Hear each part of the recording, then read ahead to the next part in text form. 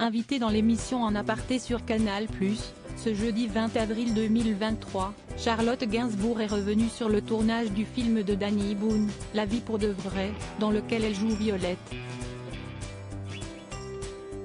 Un rôle que le réalisateur avait modifié pour ne pas choquer l'actrice. Une vie pleine de rebondissements. Il y a 10 ans, après le décès de sa sœur le 11 décembre 2013, Kate Barry, Charlotte Gainsbourg décidait de quitter Paris pour New York. Ce n'est pas un hasard si je suis partie à New York pendant 6 ans.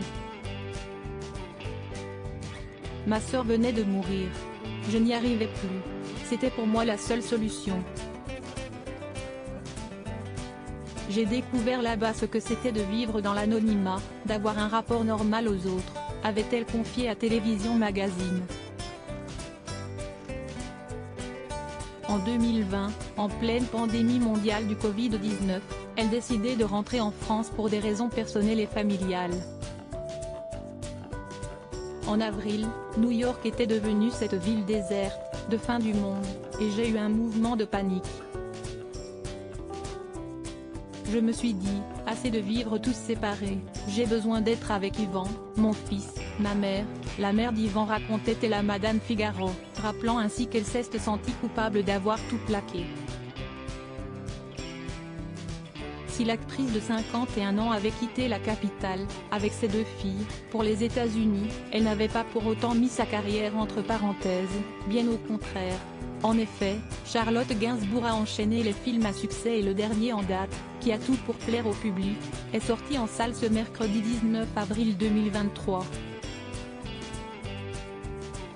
Il s'agit du long métrage réalisé par Danny Boone, La vie pour de vrai, et dans lequel elle donne la réplique, chaudement, à Cadmerade. Quand Danny Boone a peur de choquer Charlotte Gainsbourg. Invitée dans l'émission En aparté, sur Canal+, ce jeudi 20 avril 2023, la fille de Serge Gainsbourg est revenue sur ce rôle, qu'elle adore. Je me suis tellement amusée, j'avais besoin de comprendre à nouveau que les tournages pouvaient être très légers et joyeux, sans se prendre au sérieux.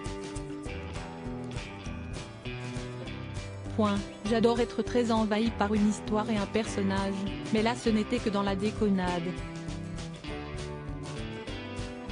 Même si je joue une femme pas très heureuse au moment où on la rencontre, si est ça qui me faisait rire, elle adore ça, elle est plutôt branchée puis commence-t-elle par raconter à la voix off de l'émission phare de la chaîne cryptée. Mais pour qu'elle soit vraiment dans le personnage de Roxane, elle explique également la petite faveur qu'elle a dû demander à Danny Boone, le côté extrême là-dedans, j'ai demandé à Danny s'il pouvait forcer le trait et il l'a fait très gentiment parce qu'apparemment il l'avait déjà fait enlever pensant me choquer. Quand j'ai pu aller là-dedans, si est là où je me suis amusée, il faut que je puisse forcer le trait, sinon je me trouve ennuyeuse. Quand elle joue, la femme d'Yvan Attal se donne à fond, que ça choque, ou pas.